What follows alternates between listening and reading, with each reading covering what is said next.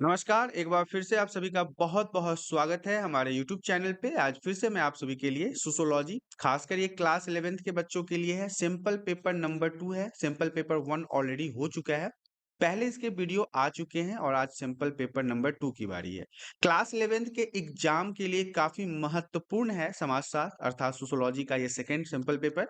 हालाँकि आगे कई सारे सिंपल पेपर और आने वाले हैं जो आपके एग्जाम के लिए महत्वपूर्ण है। तो आइए शुरुआत करते हैं class 11 sociology simple paper number 2 के सबसे पहले क्वेश्चन के बारे में। सबसे पहला क्वेश्चन हमारा कहता है मानव तथा पशु समाज में 2 अंतर बताइए। देखिए, मानव अर्थात इंसान जिस समाज में रहता है वो और जो जानवर, पशु, पक्षी जिस समाज में रहते हैं वो, इनके बीच में 2 अंतर आपको बताना है। हालाँकि मैंने आपको 3 अंतर बताया है क्योंकि ये वीवीआई प्रश्न है, हो सकता है ये 4 नंबर में भी आपसे पूछा जा सके। तो वहाँ पे आपको ये 3 अंतर आपको बताना पड़ेगा। तो सबसे पहले मानव समाज में जो बातें हैं वो है कि मानव के पास विकसित मस्तिष्क पाया जाता है, दिमाग है, सोचने की क्षमता है, भावना है।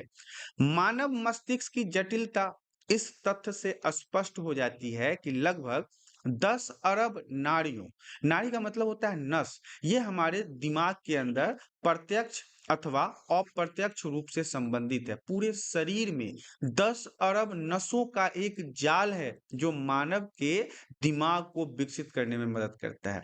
वहीं पे हम दूसरी तरफ अगर पशु समाज की बात करें, पशुओं के पास मानव की अपेक्षाकृत बहुत ही कम विकसित मस्तिष्क पाया जाता है, मतलब इंसान की तरह मस्तिष्क नहीं पाया जाता है। उदाहरण के लिए मानव खोपड़ी का आयतन जो है वो लगभग 1450 घन सेंटीमीटर होता है, जबकि गोरिल्ले अर्थात जो बंदर होते हैं उनकी खोपड़ी का जो आयतन होता है वो 500 घन सेंटीमीटर ही पाया जाता है। तो आप समझ सकते हैं कि कितना अंतर होता है एक इंसान और एक पशु के दिमाग। अगला पॉइंट हमारा कहता है मानव के पास अपने विचारों तथा भावनाओं को व्यक्त करने के लिए भाषा एक सशक्त माध्यम है। अगर इंसान कुछ बोलना चाहता है, कुछ बात करना चाहता है, तो वो भाषा के माध्यम से बात कर सकता है। भाषा के माध्यम से वह उच्च स्तरीय अंतःक्रियाएं कर सकता है, कोई भी काम कर सकता है। भाषा के माध्यम से मनुष्य अपनी धरोहर को अगली पीढ़ी तक हस्तांतरित करता है, अपनी संस्कृति को आगे की पीढ़ी में मतलब अपने आगे के बच्चों के बारे में मतलब बच्चों को बताता है कि कैसे हमारी संस्कृति थी, कैसे हम लोग काम करते थे। तो ये सब एक भाषा के माध्यम से ही होता है। लेकिन पशुओं में भाषा विकास नहीं हुआ है। पशु कोई भी लैंग्वेज नहीं बात करते। पशु समाज में उच्च स्तरीय अंतःक्रियाओं का अभाव पाया जाता है। इनके अंदर कोई भी अंतःक्रियाएँ नहीं होती है। पशु समाज पूर्ण रूपेण मूल परावर्ती क्रियाओं पर आधारित होता है, मतलब जो दिमाग में आया वही हम करना है, कुछ सोचना नहीं, कुछ समझना नहीं। अगला पॉइंट हमारा कहता है केवल मनुष्य ही अपने दोनों पैरों पर सीधा खड़ा हो सकता है। मानव समाज में आप ये अंतर में बता सकते हैं कि मनुष्य एक ऐसा प्राणी है जो 2 पैरों पर खड़ा हो सकता है, उसके दोनों हाथ स्वतंत्र होते हैं तथा वह कला, तकनीकी एवं संस्कृति का निर्माता भी है। पशुओं में सीधा खड़ा होने की क्षमता नहीं पाई जाती है, वो 4 पैरों पर ही खड़ा होते हैं। यही कारण है कि वे मानव की तरह स्वतंत्र रूप से कार्य नहीं कर पाते हैं। तो ये 3 पॉइंट्स में आपको मानव समाज और पशु समाज के बीच के अंतर को समझाया गया है। मैं फिर से रिपीट कर देता हूँ, वीवीआई प्रश्न है ये, एग्जाम में पूछे जाने की संभावना है। आप अच्छे तरीके से इसे याद कर लीजिएगा। अगला प्रश्न हमारा कहता है भौतिक संस्कृति का क्या अर्थ है? भौतिक संस्कृति से आप क्या समझते हैं? तो देखिए भौतिक संस्कृति के अंतर्गत उन सभी भौतिक एवं मूर्त वस्तुओं का समावेश है जो हम देख सकते हैं, छू सकते हैं। उन सभी वस्तुओं का समावेश है, मतलब उन सभी वस्तुओं को जोड़ा गया है जिसका निर्माण मनुष्य के लिए किया गया है तथा जिन्हें हम देख एवं छू सकते हैं। वो क्या हो जाएगा? भौतिक संस्कृति हो जाएगा। जिसका निर्माण मनुष्य के लिए किया गया है वो है तथा जिसे हम देख एवं छू सकते हैं, भौतिक संस्कृति कहलाता है। जिसमें उदाहरण के लिए मैंने कुछ चीज़ों को संलग्न किया है जिसमें मशीनें हैं, बर्तन हैं, इमारतें हैं, सड़कें हैं, शिल्प वस्तु है, कलात्मक वस्तु है, वस्त्र है एवं फर्नीचर है। अब ये सारी चीज़ें क्या है? ये सारी चीज़ें भौतिक संस्कृति के अंतर्गत आता है क्योंकि ये सारी चीज़ें कहीं न कहीं मनुष्य के लिए ही बनाया गया है और ये मनुष्य ही इसका उपयोग करते हैं। तो ये सारी चीज़ें भौतिक संस्कृति के अंतर्गत आता है। अगला प्रश्न हमारा कहता है भातृ बहुपति विवाह का क्या अर्थ है? ये भी प्रश्न आपका वीवीआई रहेगा। इस बार एग्जाम के सिलेबस में इसे जोड़ा गया है तो इम्पोर्टेंट है और आने की संभावना भी बहुत ज्यादा है।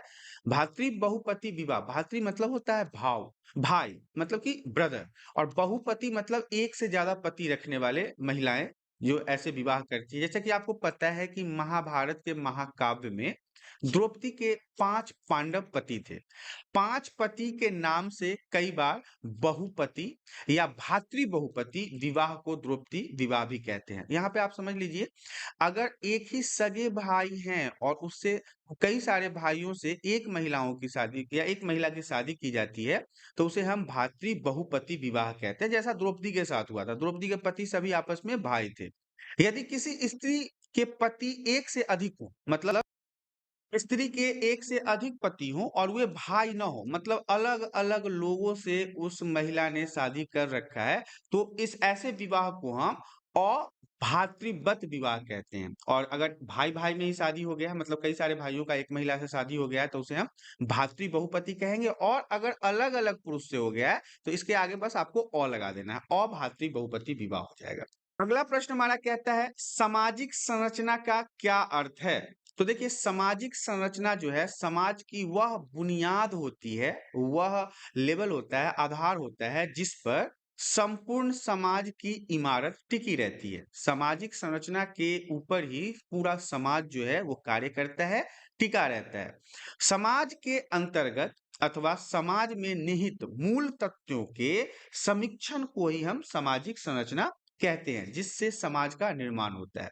सामाजिक संरचना में एक समाज की आर्थिक प्रणाली, राजनीतिक व्यवसाय, समूह, समूहों के अंतः संबंध तथा निवास की व्यवस्था सम्मिलित होती है। समाज में ये सारे पॉइंट्स जो हैं, मतलब उनका नियम, उनका कानून, समाज में रीति रिवाज, संस्कृति, समूह, संबंध, ये सारी चीजें जो है, यही सब मिलके एक समाज की संरचना का निर्माण करता है। अगला प्रश्न हमारा कहता है सांस्कृतिक विलंबना अथवा संस्कृति का पिछड़ने का क्या अर्थ होता है, क्या मतलब होता है। तो देखिए, सांस्कृतिक विलंबना शब्द का मतलब वह स्थिति है, ऐसा समय है जब समाज की प्रौद्योगिकी में आए परिवर्तनों से किसी सामाजिक जीवन का नियामक विचार, जीवन मूल्य और आदर्श तथा विश्वास तालमेल न रहकर पिछड़े रहे हो। मतलब कि अब ऐसा कुछ अपडेट आ गया, ऐसी टेक्नोलॉजी आ गई जिससे समाज की संस्कृति, रख रखाव, खान पान, पहनावा, ये सभी चीजें तालमेल नहीं बैठती है, तो ऐसे समाज में हम सांस्कृतिक विलंबना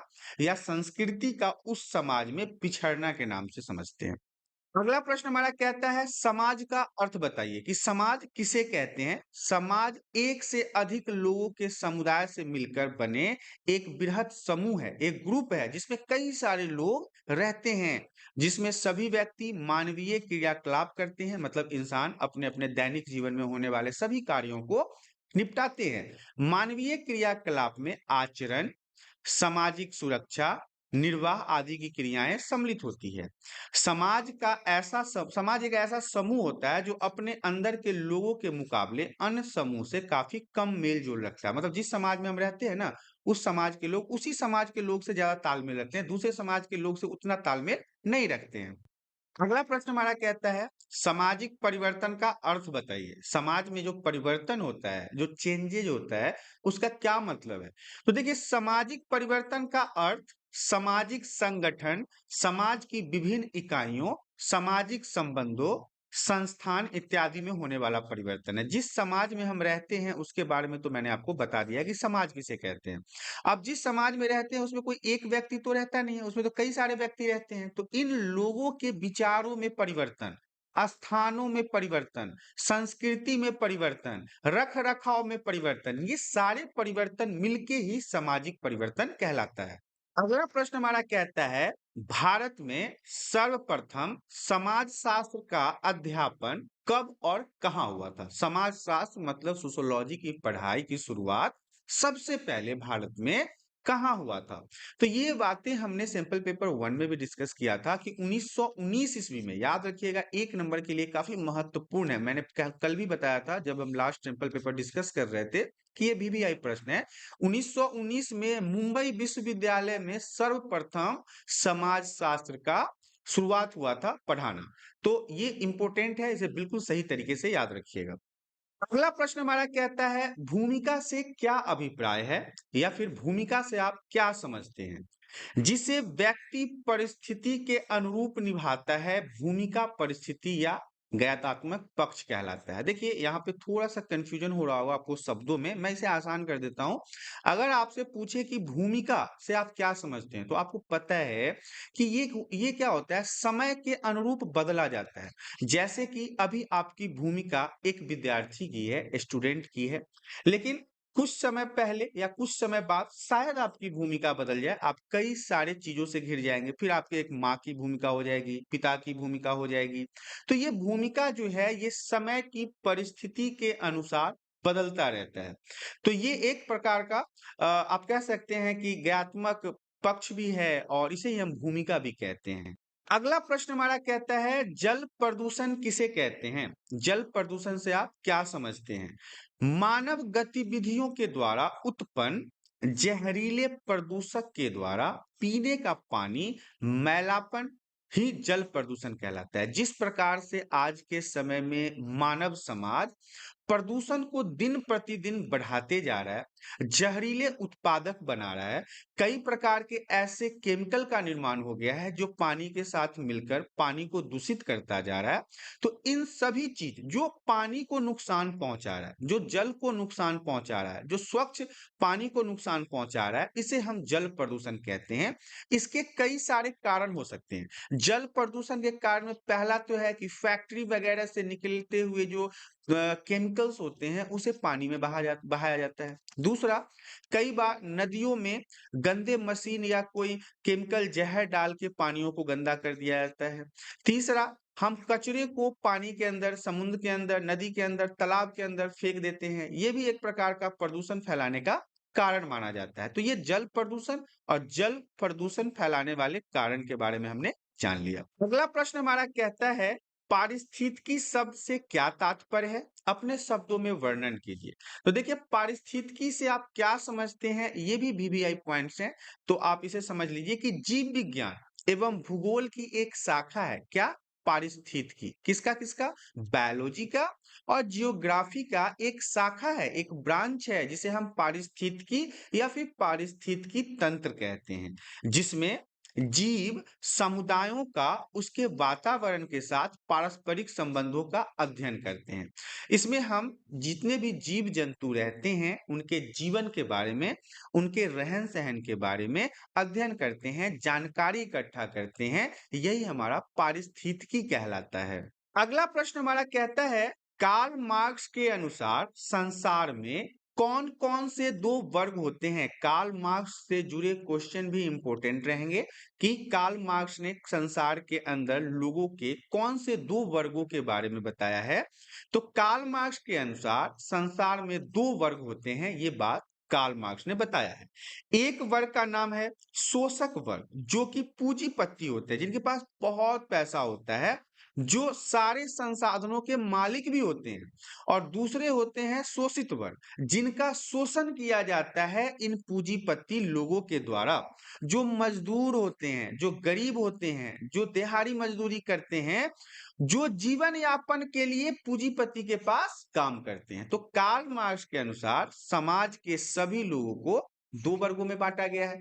पहले वर्ग का नाम है शोषक वर्ग, जो शोषण करता है। दूसरा वर्ग है शोषित वर्ग, जिसका शोषण होता है, जिसमें गरीब, किसान, मजदूर वगैरह आते हैं। अगला प्रश्न हमारा कहता है आदर्श प्रारूप से आप क्या समझते हैं? तो देखिए आदर्श प्रारूप एक मॉडल की तरह दिमागी तौर पर बनाई गई ऐसी विधि है, ऐसा स्टेप है, जिसके आधार पर वास्तविक स्थिति अथवा घटना को परखा जाता है। मतलब जो काम हमारे सामने चल रहा है उसे समझने के लिए आदर्श प्रारूप या फिर एक मॉडल का निर्माण किया जाता है, जिसके आधार पर वर्तमान या वास्तविक स्थिति में हो रही घटना को आसानी से समझा जाता है और उसका क्रमबद्ध तरीकों से चित्रण किया जाता है। मतलब स्टेप बाय स्टेप चीजों को दूसरे को भी समझाया जाता है। ये सारी चीजें हमारा आदर्श प्रारूप के नाम से जाना जाता है। अगला प्रश्न हमारा कहता है अलगाव का सिद्धांत क्या है? अलगाव के सिद्धांत से आप क्या समझते हैं? तो देखिए, सामाजिक संबंधों में घनिष्ठता का अभाव या पाई जाने वाली दूरी को हम अलगाव कहते हैं। समाज में एक साथ रहने के बावजूद भी यदि इस व्यक्ति का इसके साथ बनाव नहीं है, इस व्यक्ति का इसके साथ बनाव नहीं है, इस व्यक्ति का इसके साथ बनाव नहीं है, तो ऐसे में हम कहते हैं कि समाज में रहने के बावजूद भी लोगों के अंदर एकता नहीं है, घनिष्ठता नहीं है, सामाजिकता नहीं है। और ऐसा अगर कोई समाज है तो इसे हम अलगाव कहते हैं, अलगाव के सिद्धांत के नाम से जानते हैं। अगला प्रश्न हमारा कहता है, पर्यावरण के संरक्षण की क्या आवश्यकता है? पर्यावरण को बचाना क्यों जरूरी है? पर्यावरण को सुरक्षा प्रदान करना क्यों जरूरी है? तो आइए इसके कई सारे 4 पॉइंट्स हैं, चारों पॉइंट्सों को समझ लेते हैं। पर्यावरण संरक्षण से वायु, जल, भूमि प्रदूषण कम किया जा सकता है। यदि हम पर्यावरण को संरक्षित करते हैं, बचा के रखते हैं, तो ऐसे में हम हवा को, पानी को, जमीन को, मिट्टी को, इन सभी चीजों को लंबे समय तक बचा के रखने में सफलता हासिल कर सकते हैं। दूसरा पॉइंट है, जैव विविधता की सुरक्षा सुनिश्चित करने के लिए पर्यावरण संरक्षण का बहुत महत्व है। जैव विविधता का मतलब होता है इस परिवेश में रहने वाले सभी जीव जंतु, सभी पशु पक्षी, यहाँ तक कि इंसान भी, इन सभी को सुरक्षित रखने के लिए पर्यावरण का संरक्षित करना बहुत ज्यादा जरूरी है। अगला पॉइंट है, सभी के सतत विकास के लिए पर्यावरण संरक्षण महत्वपूर्ण है। हर एक वर्ग के व्यक्ति, पशु पक्षी, जानवर, मछली, जो भी है, उन सभी के विकास के लिए पर्यावरण संरक्षण का बहुत ही महत्वपूर्ण माना जाता है। अगला पॉइंट हमारा कहता है, हमारे ग्रह को ग्लोबल वार्मिंग जैसे हानिकारक प्रभाव से बचाने के लिए पर्यावरण संरक्षण बहुत महत्वपूर्ण है। जिस प्रकार से ग्लोबल वार्मिंग दिन प्रतिदिन हमारे पृथ्वी के गर्मी के स्तर को बढ़ाता जा रहा है, ऐसे में हमें पर्यावरण का संरक्षण करना बहुत जरूरी है, नहीं तो आने वाले समय में पृथ्वी नष्ट हो जाएगी। अगला प्रश्न हमारा कहता है, नौकरशाही की बुनियादी विशेषताएं क्या है? नौकरशाही से जुड़े प्रश्न हमारे सैंपल पेपर 1 में भी थे। तो देखिए, नौकरशाही की बुनियादी विशेषता है कि यहाँ से कैरियर का विकास हो सकता है, नौकरी मिल सकता है। कर्मचारियों की पदोन्नति वस्तुनिष्ठ मापदंडों पर आधारित होता है, प्राधिकरण के विवेक पर नहीं। कर्मचारियों का पद को बढ़ाना या वरिष्ठता या उसकी उपलब्धियों के आधार पर उसको प्रदान किया जाता है। सबसे पहला पॉइंट था। दूसरा पॉइंट है, स्वामित्व तथा कर्मचारी ढांचे का पृथक्करण। स्वामित्व तथा कर्मचारी ढांचे के बीच पूर्ण पृथक्करण होना चाहिए। व्यक्तिगत मांग और हितों को अलग रखा जाना चाहिए। इसका हस्तक्षेप संगठन की गतिविधियों में नहीं होना चाहिए, क्योंकि कोई भी कर्मचारी अपनी स्थिति में संगठन का मालिक नहीं हो सकता। तो देखिए, यहाँ पे 2 पॉइंट है। तो कैरियर का विकास है, स्वामित्व तथा कर्मचारी ढांचे का पृथक्करण करने का मतलब है कि यहाँ पे मतलब स्वामित्व एक व्यक्ति के अंदर ना देकर उसके शक्ति को बंटवाना बहुत जरूरी है, ताकि अलग अलग शक्ति अलग अलग हाथों में हो। योग्यता के आधार पर चयन, अधिकारियों की नियुक्ति जो है, नौकरी जो है, वो स्वतंत्र तथा निष्पक्ष आधार पर की जानी चाहिए। ये नहीं कि पैसे वैसे लेके, घूस वगैरह लेके नौकरी दे दिया। और चयन जो है, मतलब इनकी जो नौकरी देने का काम है, वो प्रतियोगी परीक्षाओं एवं योग्यता पर आधारित होनी चाहिए। मतलब एग्जाम लेके तब जाके इनको नौकरी मिलना चाहिए। इस व्यवस्था में मूल्यांकन पूरी तरह से उम्मीदवारों की क्षमता और प्रदर्शन पर आधारित है। जो अच्छा कार्य करेगा उसे नौकरी मिलेगी। इसका अगला पॉइंट है हमारा, लिखित नियम द्वारा परिभाषित कार्य। नौकरशाही संगठन में प्रत्येक कार्य जो है वो लिखित नियमों के आधार पर संपन्न किए जाते हैं, अर्थात हमारे संविधान में लिखे गए अनुच्छेदों के अनुसार ही ये काम किए जाते हैं। अगला प्रश्न हमारा कह रहा है, परिवार के कार्यों का वर्णन कीजिए। परिवार जो होता है, फैमिली जो होती है, उनके किस प्रकार से कामों को आप देखते हैं? तो देखिए, परिवार के कार्य अथवा महत्व, सामाजिकता का प्रथम पाठ मनुष्य परिवार में ही पढ़ता है।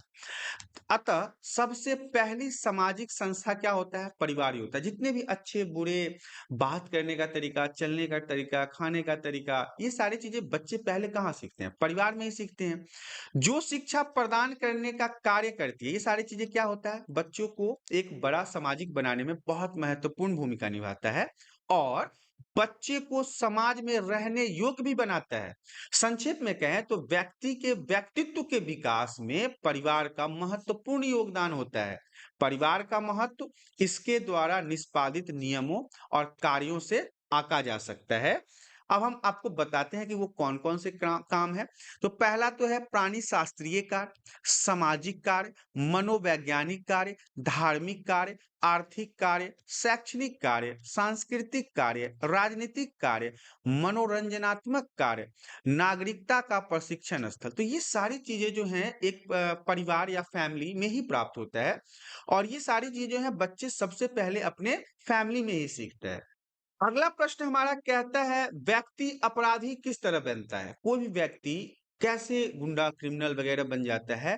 तो सबसे पहले तो हम जान लेते हैं कि अपराध किसे कहते हैं। वह व्यक्ति जो अपराध करता है या करती है, दोनों हो सकता है, अपराधी कहलाता है। सरल भाषा में जो व्यक्ति राज्य द्वारा या देश द्वारा बनाए गए नियमों का उल्लंघन करता है, विधि का उल्लंघन करता है, वह अपराधी कहलाता है। अपराधी व्यक्ति से तात्पर्य ऐसे व्यक्ति से है जिस पर किसी अपराध को करने का आरोप है। उस पे कोई आरोप लगाया गया है कि उसने वह व्यक्ति ने इस कार्य को किया है या फिर जज साहब अर्थात न्यायालय द्वारा विहित प्रक्रिया का पालन करते हुए व्यक्ति को आरोप का दोषी मानते हुए उसे दोषी सिद्ध घोषित किया गया हो अदालत के माध्यम से। तो ऐसे व्यक्ति को हम अपराधी व्यक्ति कहते हैं। लेकिन आप अपराधी व्यक्ति बनता कैसे है, किन कारणों से बनता है? तो देखिए, अपराधी बनने में सबसे पहला तो पॉइंट है गरीबी। गरीबी जो है वो व्यक्ति को क्या-क्या बना देता है। साथियों का दबाव, अगर आपका फ्रेंड सर्कल अच्छा नहीं है, आपके दोस्त यार अच्छे नहीं हैं, तो उनके साथ रहते-रहते भी आप इस तरह के गलत कामों को करना शुरू कर देंगे। ड्रग्स, ड्रग्स कहने का मतलब है यहाँ पे नशा। मेरे को ऐसा नहीं है कि ड्रग्स लेने के बाद ही लोग अपराध करते हैं, दारू पीने के बाद भी करते हैं, भांग खाने के बाद भी करते हैं, गांजा पीने के बाद भी करते हैं, चरस पीने के बाद भी करते हैं, कोकीन पीने के बाद भी करते हैं। तो ये सारी चीजें जो हैं वो नशीली वस्तुओं के अंतर्गत आता है। इसके बाद लोग ना अपने आपे से बाहर हो जाते हैं। राजनीति भी एक महत्वपूर्ण भूमिका निभाता है लोगों को क्रिमिनल बनने में या बना देता है। धर्म के माध्यम से भी लोग कई बार अपराध करना शुरू कर देते हैं। समाज के कारण, बेरोजगारी के कारण, असमान अधिकार के कारण, अनुचित न्याय व्यवस्था के कारण, ये सारे वो पॉइंट्स हैं जिनके कारण एक व्यक्ति अपराध की दुनिया में अपना कदम रख देता है। कई बार आपने डायलॉग सुना होगा कि कोई बच्चा गुंडा पैदा नहीं होता, अपराधी पैदा नहीं होता, वो समाज में आने के बाद ही अपराधी बनता है। बात में तो दम है भाई, सही बात है कि समाज में जिस प्रकार का परिवेश उसे मिलता है, इसी हिसाब से वो अपना अपराध की दुनिया थाम लेता है। अगला प्रश्न हमारा कहता है धर्म में कौन-कौन से परिवर्तन आ रहे हैं? आज के समय में धर्म में कौन-कौन से परिवर्तन आ रहे हैं? तो आजकल धर्म में सबसे बड़ा परिवर्तन धर्मांतरण का है, धर्म का बदलाव। आपने सुना होगा कि आजकल जो धर्म के परिवर्तन करने वाले लोग हैं, वो बड़ी मात्रा में लोगों के दिमाग को, ब्रेन को वॉश कर देते हैं और धर्म को परिवर्तन करने पे मजबूर कर देते हैं। कई बार पैसे का लोभ देके धर्म परिवर्तन करवा देते हैं। कई बार कुछ कुछ समयों में ऐसे देखा जाता है जिसमें कुछ गिरोह सक्रिय होते हैं जो इस प्रकार के धर्म परिवर्तन कराने का जिम्मा उठा रखते हैं।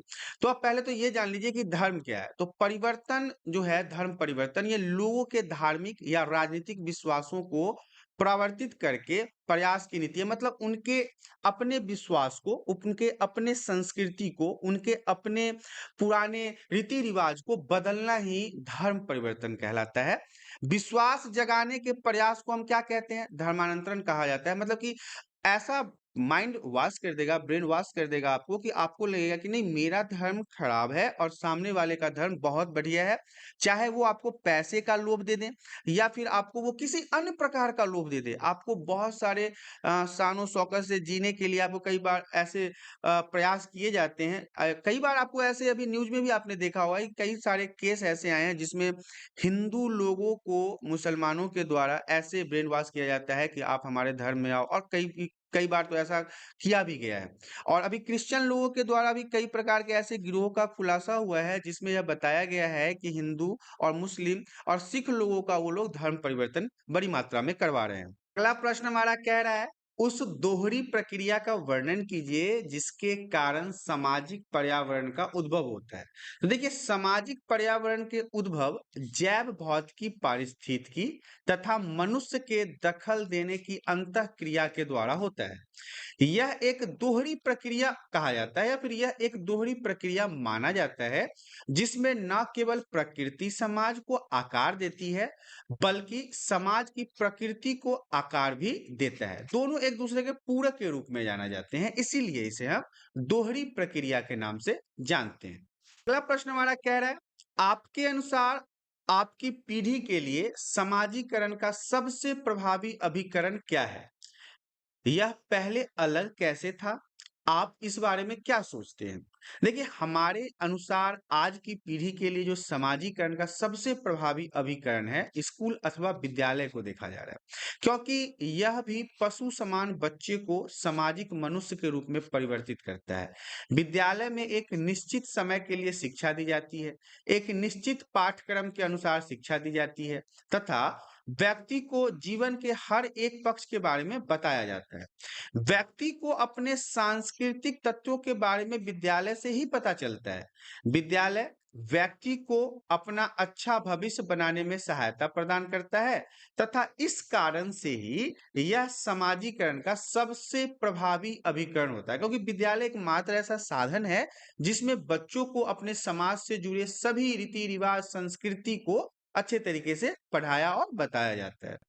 अगला प्रश्न हमारा कहता है, कृषि तथा उद्योग के संदर्भ में सहयोग के विभिन्न कार्यों की आवश्यकता की चर्चा कीजिए। देखिए, कृषि के क्षेत्र में किसान हल तो चला सकता है, परंतु उसे हल के लिए लोहार एवं बढ़ई की सहायता की आवश्यकता होती है। देखिए, कोई भी चीज जो हम उपयोग करते हैं तो जरूरी नहीं है कि वो हम खुद ही बना सकते हैं। उसे बनाने के लिए हमें किसी दूसरे की मदद लेनी पड़ सकती है। जैसे मैं हल की ही बात कर लेता हूं, तो हल चलता तो है खेतों में किसान के माध्यम से, लेकिन किसान जो है उसे खुद नहीं बनाता। उसे बनाने के लिए लोहा, जो लोहे का काम करता है, या फिर बढ़ई, बढ़ई की भी आवश्यकता होती है क्योंकि उसमें लकड़ी का भी काम किया जाता है। फसल बोने एवं काटने के समय उसे कृषि श्रमिकों का सहयोग लेना पड़ता है। इस प्रकार के सहयोग के बिना कृषि उत्पादन संभव नहीं है। इस भांति उद्योग भी सहयोग के द्वारा ही संचालित होता है। जितने बड़े बड़े फैक्ट्रियां, कंपनियां, ऑफिसेज हैं, उसमें कहीं ना कहीं सबका सहयोग होता है, तभी जाके वो कंपनी या फैक्ट्री चल पाता है। प्रश्न हमारा कहता है, परिवार के स्वरूप में परिवर्तन आने का क्या कारण है? व्याख्या कीजिए। परिवार के स्वरूप कहने का मतलब है परिवार के आकार, ढांचा, इस सब में परिवर्तन होने का क्या कारण है? तो देखिए, नए बच्चे का जन्म, अगर आपके फैमिली में नए नए बच्चे का जन्म हो रहा है तो इससे आपके परिवार के आकार अर्थात स्वरूप में बढ़ोतरी होगा। परिवार के किसी सदस्य का विवाह होता है तो उससे भी नए पुरुष आते हैं या फिर कोई पुरुष चला जाता है, तो ये भी कारण है कि परिवार का स्वरूप बदल जाता है। तीसरा पॉइंट है, काम के कारण परिवार के किसी सदस्य का अन्यत्र स्थानांतरण। मान लो मैं बिहार का रहने वाला था, अभी मैं दिल्ली में हूँ, तो कहीं ना कहीं मेरा स्थानांतरण हो गया, मैं एक जगह को छोड़ के दूसरे जगह आ गया हूँ, तो मेरे परिवार में एक व्यक्ति की कमी हो गई है। अगला पॉइंट हमारा कहता है, परिवार के किसी सदस्य को अच्छी नौकरी मिलना, तो फिर चला जाता है, बाहर चला जाता है, तो इससे भी स्वरूप बदल जाते हैं। परिवार के किसी सदस्य को अच्छे स्कूल या कॉलेज में प्रवेश मिलने के बाद भी वो अपने जगह को छोड़ के दूसरे जगह चला जाता है, तो इससे कहीं ना कहीं रंग रूप रेखा जो है परिवार का, वो बदल जाता है। अगला प्रश्न हमारा कहता है, मैक्स वेबर द्वारा दिए गए सत्ता के प्रकारों का वर्णन कीजिए। तो देखिए, वेबर के अनुसार सत्ता के 3 रूप हैं। वे हैं परंपरावादी सत्ता, चमत्कारिक सत्ता और कानूनी सत्ता। इन तीनों को आप याद कर लीजिएगा, VVI रहेगा। 100% गारंटी है कि ये प्रश्न आपसे एग्जाम में पूछा जाएगा। पहला है परंपरावादी सत्ता। तो परंपरावादी सत्ता का इस्तेमाल करने वाले लोगों को आमतौर पर मालिक कहा जाता है। याद रखिएगा, परंपरावादी सत्ता का इस्तेमाल करने वाले लोगों को आमतौर पर क्या कहा जाता है? मालिक कहा जाता है। दूसरा है चमत्कारी सत्ता। चमत्कार शब्द जो है ईसाई धर्म की प्राचीन शब्दावली से लिया गया है।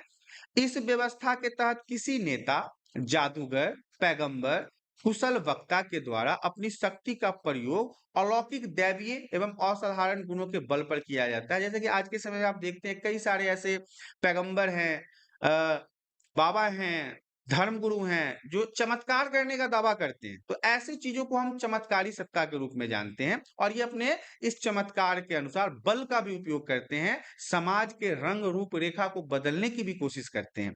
तीसरा है वैधानिक सत्ता।